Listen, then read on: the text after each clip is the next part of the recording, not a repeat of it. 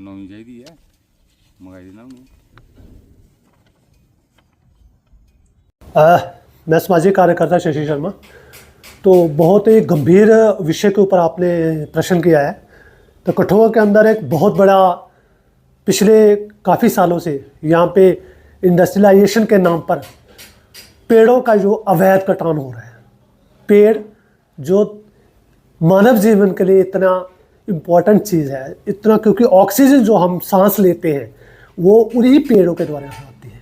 और ये जो जिस क्षेत्र की हम बात कर रहे हैं, कंडी क्षेत्र, ये हरियाली के नाम पे ही प्रसिद्ध है। जहाँ इतनी ग्रीनरी, इतनी हरियाली और हज़ारों सालों से यहाँ जो पेड़ जो खड़े थे, यहाँ पे जो हमारा जीवन दायक है, जो जीवनदायिनी है हमारे लिए, जो ऑक्सीजन हमें शुद्ध ऑक्सीजन देते थे, इंडस्ट्रियलाइजेशन के नाम पे वहाँ पे अवैध जो कटान हो रहा है, उसके द्वारा ये पूरा का पूरा एरिया जो हमारा आता कंडी क्षेत्र पूरा नंगा हो चुका है।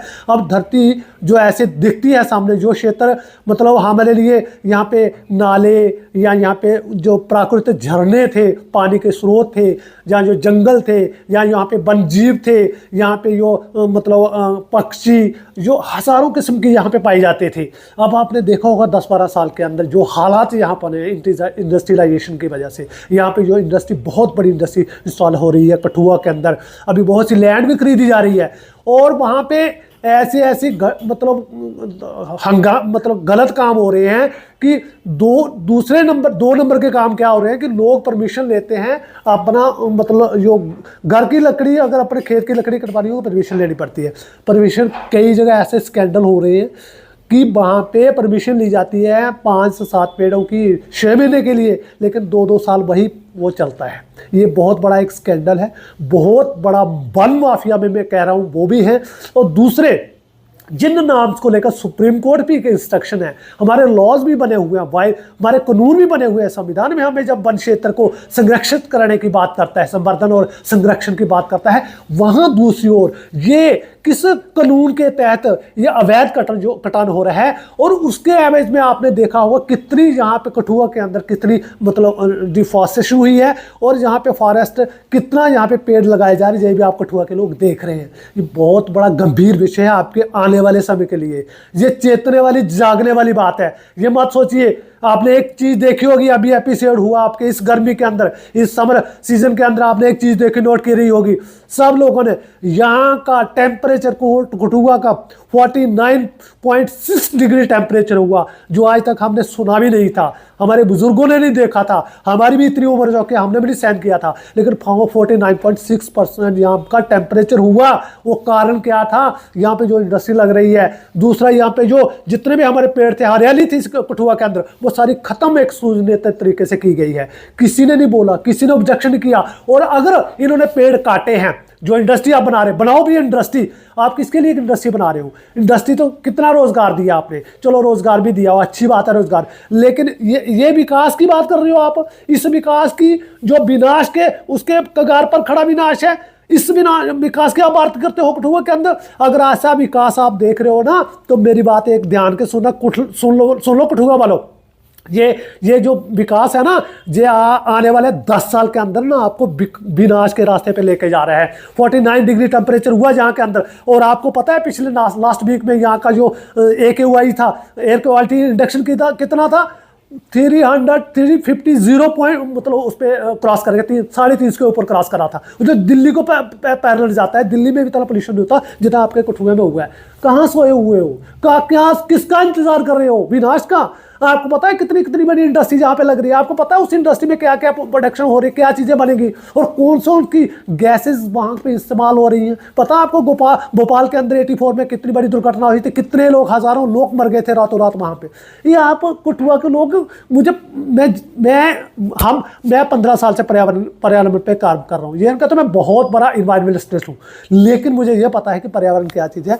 हमने प्लांटेशन की हुई है, प्रैक्टिकली काम किया हुआ हमारे, जो हमें लोग जानते हैं ना, हमें पता है कि हमने कितने प्रोग्राम पर्यावरण के अवेयरनेस की हुई है। लेकिन आप ये एक फॉर्मेलिटी समझ लेते हो, 5 दिन मतलब जून में आप एक पर्यावरण दिवस मनाते हो, इन्वायरमेंट डे मनाते हो, बस हो गया सारा खत्म। आपने क्या बताया, किया क्या आपने?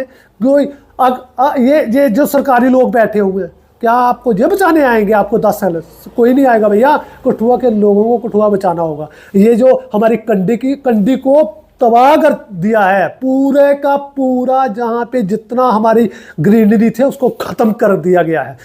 बहुत लोग आवाज़ उठाते हैं, नहीं सुनी जाती, ना एडमिनिस्ट्रेशन सुनती है, ना गवर्नमेंट सुनती है। कल ही जहाँ रिसेंटली हमारे न्यू डिप्टी सीएम यहाँ पे आए, उन्होंने यहाँ पे छापा मारा, यहाँ पे कुछ डिपार्टमेंट की इंस्ट्रक्शन दी, अवैध खनन पे भी बात कर रहे थे डिप्टी सीएम साहब। और सीएम साहब ध्यान से सुनिए, जिस चीज़ पे काम करने की ज़रूरत है ना, वो है हमारे जम्मू कश्मीर की जो पहचान है, वो है फॉरेस्ट। जो जम्मू कश्मीर की पहचान है वो हमारा धरती का स्वर्ग इसलिए कहते हैं, स्वर्ग में पेड़ भी होते हैं, इसलिए ग्रीनरी होती है, इसलिए उस शुद्ध हवा को लेने के लिए बाहर के स्टेट के लोग, बाहर के राज्यों के लोग आते हैं। ऐसे नहीं आते वो वहाँ पे क्या देखने आएंगे? जो नंगे पहाड़ देखने आएंगे? यहाँ पे वो गर्मी का टेम्परेचर 50 डिग्री जो होगा, जहाँ पे टेम्परेचर अगर इस साल का गर्मी का मतलब 49.6 हुआ, तो कठुआ वालों 10 साल के बाद क्या होगा? कितने लोग एसी में रहेंगे? पूरा दिन एसी में रहोगे, काम नहीं करोगे, खाओगे नहीं। गरीब मजदूर दिहाड़ीदार जो बाहर काम करता है वो कैसे सर्वाइव करेगा? 60 डिग्री टेम्परेचर पे आदमी को सर्वाइव करना मुश्किल हो जाता है, ये साइंस कहती है। लेकिन आप सोए हुए हो, आपको चिंता ही कोई नहीं है, कोई बंदा आगे नहीं आता, कोई ऑर्गेनाइजेशन आगे नहीं आती, कोई यहाँ इंटेलेक्चुअल लोग बैठे हैं, बुद्धिजीवी लोग बैठे हैं, बड़े पढ़े लिखे लोग बैठे हैं, लेकिन घरों के अंदर बैठे हुए हैं। भाई मैं हाथ जोड़ के कहता हूँ, बचाना है कठुआ को बचा लो, अभी भी वक्त है। जितने इन्होंने पेड़ काटे हैं, ये प्रशासन पे जोर डालने की जरूरत है, सरकार पे जोर डालने की जरूरत है। जितनी इंडस्ट्री है, जो CSR का पैसा सारा इन्वायरमेंट प्रोटेक्शन के लिए लगाया जाए। ये पिछले 20-25 सालों से काम चल रहा है, ये धीरे धीरे चल रहा था। इंडस्ट्री वाला तो एकदम से शुरू हुआ कटान का, लेकिन जो अवैध कटान हो रहा है ना, डिपार्टमेंट की मिलीभगत, भाई किसकी मिलीभगत से होता है? परमिशन कितनी पेड़ों को दी जाती है, कितने, कौन चेक करता है? सिर्फ डिपार्टमेंट ही चेक करता है ना, परमिशन देने वाले चेक करते हैं, और तो नहीं कोई करता। देखिए मई महीने की परमिशन थी उनके, अगर खत्म हुई है तो कितना बड़ा स्कैंडल होगा। एक देखा आपने, अगर आपको एक का पता चला है तो इतने कितने लोग होंगे, कितने ऐसे मतलब इन्होंने परमिशन दी हुई जो काटे गए हैं, जहाँ पे बर्बाद कर दिया कठुआ को, तबाह कर दिया, बेड़ा गर्क कर दिया कठुआ को। अवैध खनन के नाम पे खड्डे, जो नदियाँ, दरिया इन्होंने बर्बाद करके दे, पूरा का पूरा मटेरियल जा रहा है, सब लोग ऊपर तक मिली भगत है। बात करते हैं कि ये एक्शन लेना, कौन एक्शन लेगा भाई? ऊपर तक सिस्टम यकीन नहीं हो रहा हमें कि कौन करेगा। अगर डिप्टी सीएम इतनी ईमानदारी से जहाँ पे बयान देके जाते हैं, तो मुझे उम्मीद है कि आप एक हमारे कहने के ऊपर आप एक इंक्वायरी बिठाइए कि जो हाँ डिफॉरेस्टेशन जितनी हुई है, वो कितना पेड़ कठुआ के अंदर आप लगा रहे हो, कितना आप लगाओगे, किन लोगों का गलत तरीके से यहाँ पे पेड़ काटे गए हैं, हमारे फॉरेस्ट को, हमारे मतलब यहाँ पे पेड़ पौधों को कितना नुकसान कठुआ को पहुँचाया है। कठुआ के आने वाले भविष्य के लिए जो एक बहुत बड़ा भविष्य का मतलब खतरे का संकेत है कठुआ के लिए। कठुआ के लोगों को खुद आगे आना होगा, कठुआ के लोगों को खुद इसके लिए झंडा उठाना होगा। भाई एक बात याद रखना, सबसे बड़ी जरूरत होता है इंसान का स्वास्थ्य और आदमी का जीवन।